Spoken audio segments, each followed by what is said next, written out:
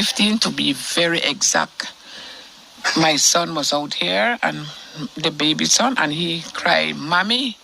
He said, "Dimas is here at the gate." So I just look at my husband and I say, "Open the gate," and Dimas come in. And I just let him come and sit by the chair inside the second veranda. And he just look at me, and I look at him. And I tell him, I say, "Why did you kill my daughter?" It's a powerful image of a non-verbal confession that Dimas Mendez is responsible for the death of Kendra Middleton and her son, 3-year-old Aiden Perez, in an arson-turned-double homicide. The incident happened on Friday night, here at Middleton's home in St. Matthew's Village. The raging fire brought to an end a tumultuous, short-lived relationship that often led to bouts of physical abuse. For Kendra, the only daughter of Barbara Fisher, the situation between her and Dimas took a turn for the worse last Monday. My daughter called me. She called me 7 o'clock in the night. She said, "Mommy," he said, "Come here." He said, "Mommy," he said, "This boy choke me, over the fence." So I tell her, "I'll be there right now," and I call my neighbor again. Together, they found the couple embroiled in a physical altercation. That night, Fisher spoke with her daughter and her ex-common-law husband about the frequent violence that plagued their relationship.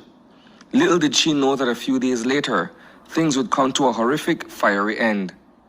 Donna Lewis woke up to several missed calls on her cell phone on the night of the incident.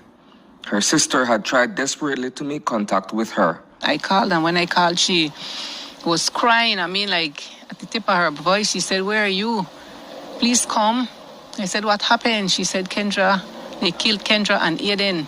They burnt them, said they're dead.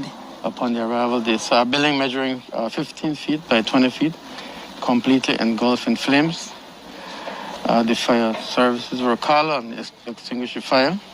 A search was conducted on the remains, which led to the discovery of charred remains of an adult and a child.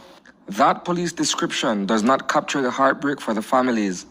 The entire time, Barbara Fisher stood helpless outside of the property as the inferno consumed her loved ones. So I ran, as any parents would do. I run and I tried to see if I could go in to get them out, but the house was already on fire.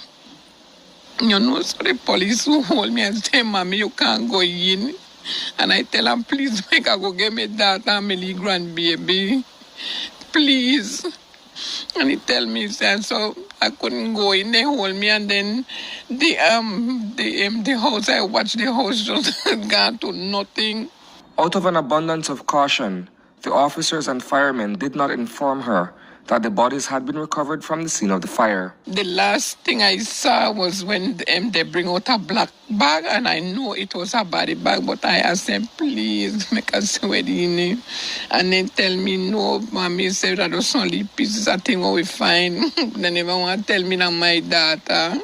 The following morning, Mendez showed up at the family home and sat on the veranda.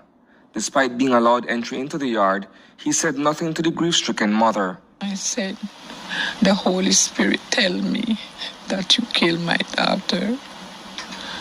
And he bowed his head and he lifted it up and he tells me, "Speak, I am sorry.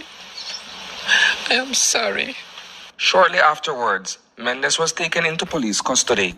An investigation was carried out into this matter, and her ex-common law husband was detained